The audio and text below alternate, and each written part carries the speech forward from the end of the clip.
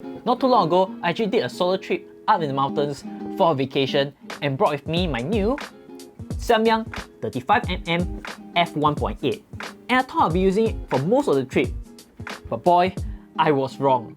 Instead, I end up using this Sony 50mm f1.8 instead.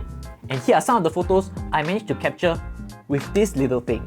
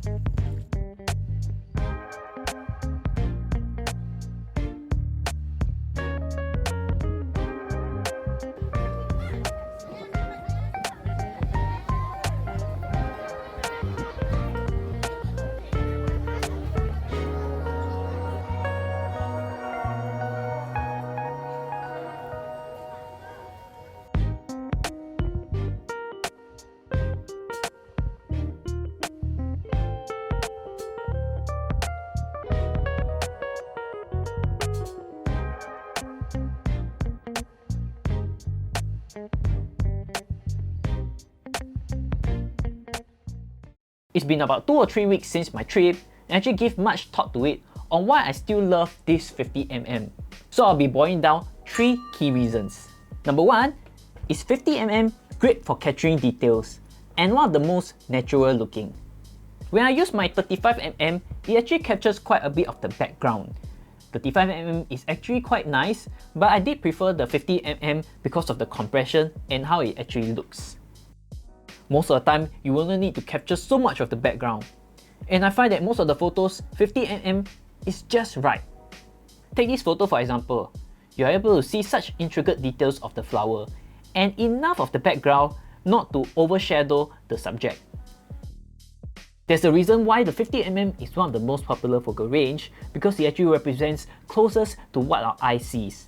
And with a nice aperture of f1.8, it actually gives you the very nice bokeh at the back, giving you a very clear separation from your subject against the background. Number 2 is actually very small and light. When we take a closer look, you can see how small this lens is. When I put it across my hand, or when I want to rack focus for my camera, it actually feels just right. Photography is not just capturing the image, but actually the using of the lens that actually gives you this very satisfying feel. So most of the time when I'm shooting photos, I'm using my old but trusty A7 II. So when I take photos, most of the time I will use this way to rack focus. So the ergonomics and the very tactile feel makes this really excellent.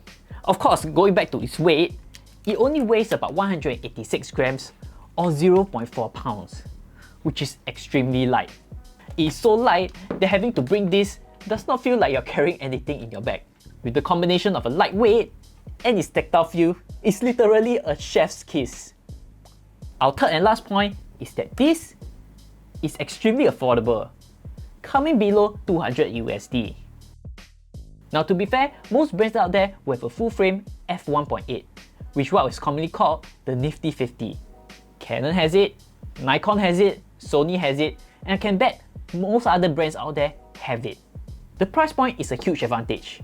The fear of dropping this or damaging this isn't as huge as compared to a $1,000 lens. In any case that this spoils, you can just get another. Among all the lenses that I've owned, this is the best $200 I ever spent. If you're ever in a situation like me, buying other lenses, you'll find that you use this 50mm most of the time. The look and compression looks very natural, and the results you get from this is so satisfying.